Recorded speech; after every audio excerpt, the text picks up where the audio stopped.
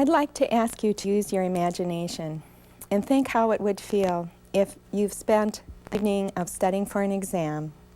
You get up in the morning, all set to go to classes.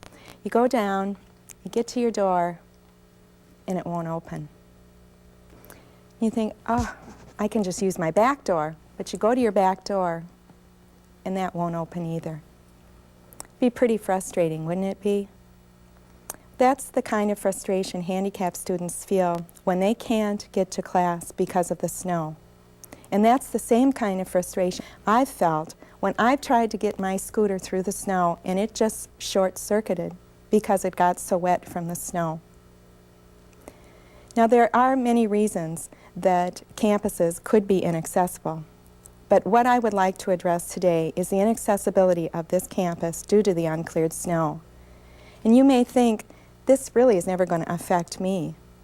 But sadly it could. By accident or illness, it could be a problem for you. As you can see, I use a scooter to get around campus, and I have found that this campus is inaccessible due to the uncleared snow. I'd like to share that problem with you and then share my solution. First, let's start with the problem. As I see it, the problem faced by handicapped students has two components: the uncleared snow and the violation of the Americans with Disabilities Act. The first component is the inaccessibility of this campus due to the uncleared snow that actually creates a barrier for wheelchairs and scooters to pass through.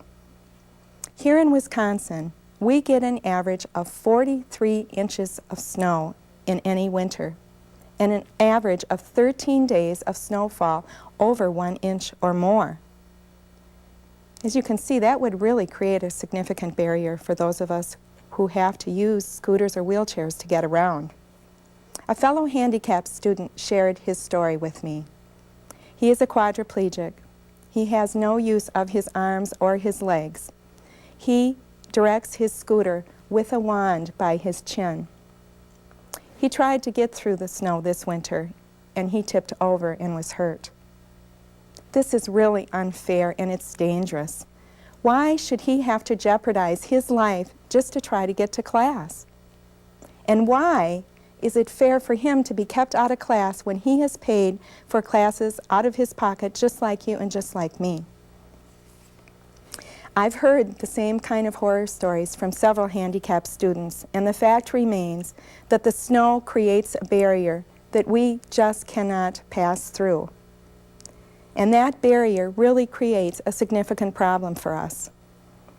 The second component of this problem is that the Americans with Disability Act, a civil rights act that was passed by our Congress and signed by President Bush in 1990, prohibits discrimination and requires that barrier-free access to any public accommodation be given to the handicapped student.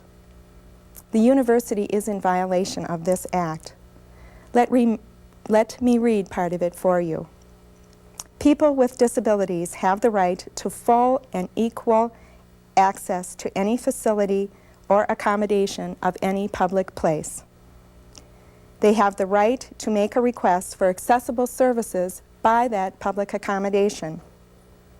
I believe that language is clear. Full and equal enjoyment. And we're not getting that. That's why I believe the university is violating this Americans with Disabilities Act. Now that we have a clear understanding of the problem, let me share my solution with you. An effective solution could have three components. The first component is that the university should adopt a policy of snow removal similar to the ordinance that the City of Madison has. That ordinance reads, sidewalks must be cleared of all ice and snow whenever it accumulates to 1/2 inch or more, and the walks must be cleared by noon the day following the snowfall. I think the university should adopt this as a campus policy. Secondly, the university should set priorities to the areas that the handicapped student really needs. In an interview with Gene Turks of the Grounds Department, I learned of the university's priorities. He said that first the stairs and the hills are taken care of. Then the parking lots and the sidewalks are cleared by the plows. There was never any mention of the ramps or the curb cutaways that we handicapped students really need. We're not even getting a fair deal here. That's why I think the university is violating the Americans with Disabilities Act. I really think that the university needs to set as priorities the areas that we need, the ramps and the curb cutaways. The third component of my solution would address the lack of personnel in the grounds department.